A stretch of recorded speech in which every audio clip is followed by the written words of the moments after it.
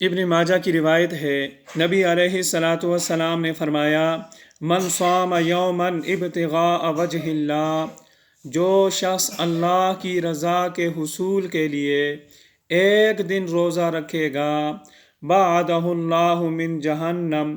اللہ رب العزت اسے جہنم سے اتنا دور کرے گا، کبعد غراب طائر وہو فرخ حتی مات حرما، جیسا کہ ایک کوا جو پیدا ہوتے ہی اڑنا شروع کرے اور پوری زندگی اڑتا رہے، اسی اڑنے کی حالت میں اس کا لڑک پن بھی گزرے، اس کی جوانی بھی گزرے، اور اسی اڑنے کی حالت میں وہ بوڑھا بھی ہو جائے، اور بوڑھا ہو کر اس کی موت کا وقت آ جائے، جتنی مسافت یہ کوا طے کرے گا اتنی مسافت جہنم سے وہ آدمی دور ہوگا جو ایک دن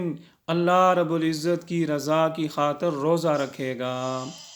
اور حیات الحیوان کتاب میں لکھا ہے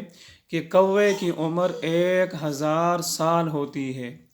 تو 1000 سال کے اندر مسلسل وہ سفر میں رہا، جتنی مسافت وہ طے کرے گا، زمین کے ارد گرد جتنے چکر کاٹے گا، اتنی مسافت وہ آدمی جہنم سے دور ہوگا جو ایک دن روزہ رکھے گا۔